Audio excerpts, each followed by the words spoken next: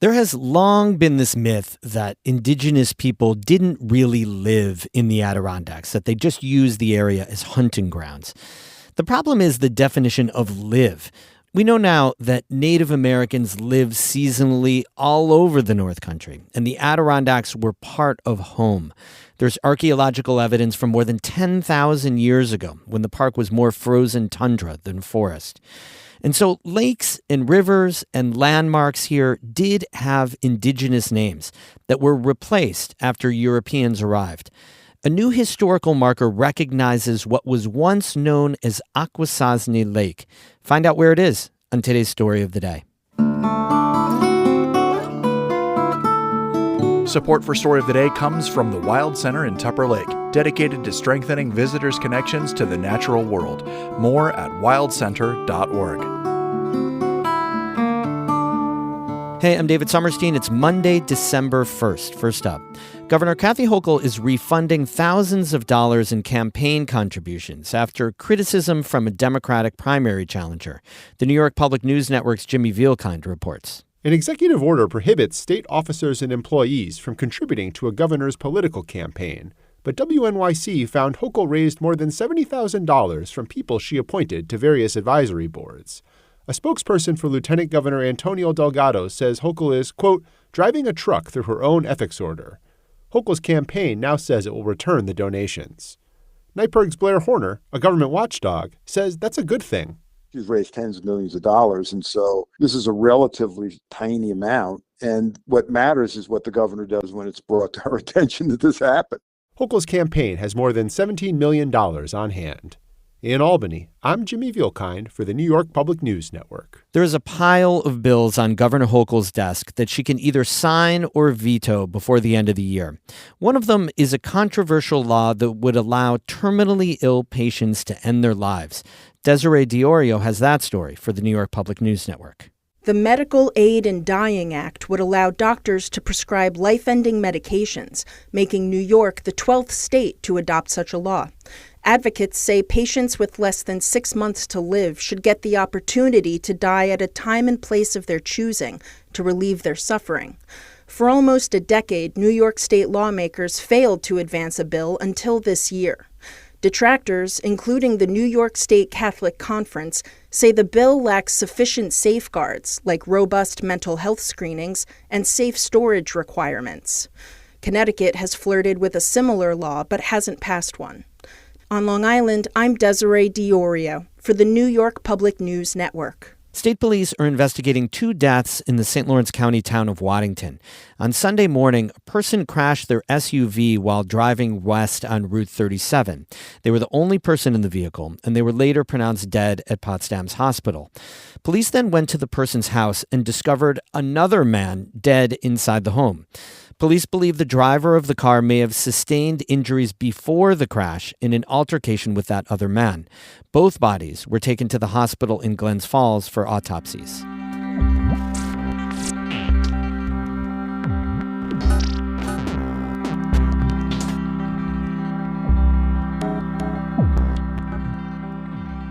A popular lake for paddlers and college students near Paul Smith College is getting new recognition for its indigenous name.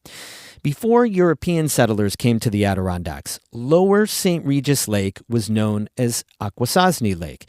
It was given that name by local Haudenosaunee nations, also known as the Iroquois, who've paddled, hunted, and traveled across it for thousands of years. A group from Paul Smith College recently unveiled a new state historic marker on campus to honor that history. David Escobar was there and brings us this story. Snow is starting to coat the kayaks and canoes piled along the shore of Lower St. Regis Lake at Paul Smith College. Dozens of students and staff members are gathered around a historical marker draped in a black cloth, waiting for the big reveal. 1, 2, 3. Go! Elliot Soderholm begins reading the words etched into the blue and yellow sign. Akwesasne Lake was a name given to this place by indigenous Adirondacks long before it was renamed Lower St. Regis Lake. Soderholm is a junior at Paul Smith's. Since moving to the Adirondacks, he's been researching the region's history, including the original names of landmarks like Akwesasne Lake. He says the project began when he noticed whose stories weren't showing up.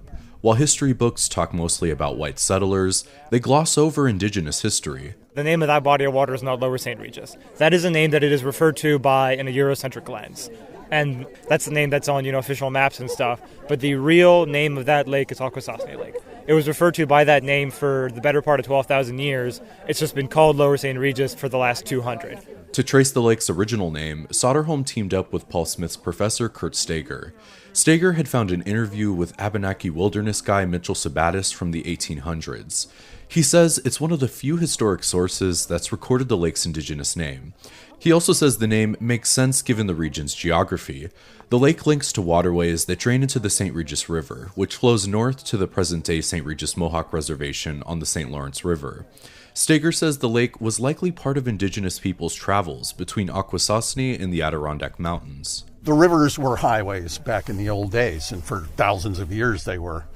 People who were going from the lowlands would have been coming right up the river. It's just been a long tradition of people living on the entire landscape rather than just in one single spot. Outside of today's ceremony, Steger has led similar projects to rename landmarks in honor of notable non-white Adirondackers. He says acknowledging names like Akwesasne Lake broadens the story commonly told about the region.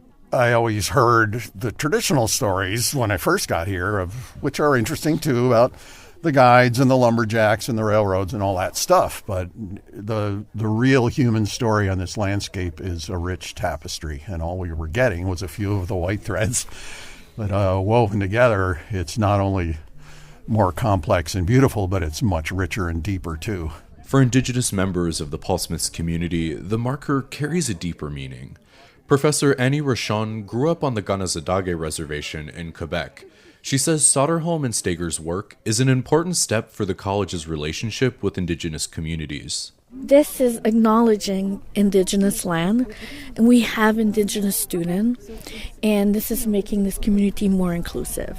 Ronnie Sunday, a senior at the college who grew up in Akwesasne, says seeing the plaque on campus is a meaningful reminder of who has called this region home. Seeing this here is really, important to me, to see that these people made the effort, they did the research.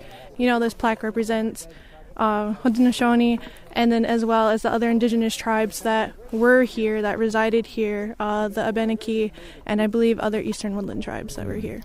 The new historic marker stands at the public dock on the Paul Smiths campus, where it'll be seen by anyone launching onto the lake. But Elliot Soderholm, the student who helped create the plaque, says it shouldn't be viewed as a band-aid on history. Instead, he wants people who see the sign to learn more about the Indigenous people behind the lake's name. So recognizing there's this deep, rich story, and by association, the pain that's part of that story as well. It's part of an ongoing commitment to tell their story, to celebrate their story, and recognize that they were here and they're still here. Soderholm hopes the plaque encourages more of his peers to look beyond familiar stories of the Adirondacks and learn the deeper history of the land they call home. David Escobar, North Country Public Radio, Paul Smiths. David Escobar is a Report for America Corps reporter. He reports on diversity issues in the Adirondacks through a partnership between North Country Public Radio and Adirondack Explorer. More news all the time on our website, ncpr.org. Music today by Eddie Lawrence of Saranac Lake and Jared Sommerfeld of Potsdam. I'm David Sommerstein, North Country Public Radio.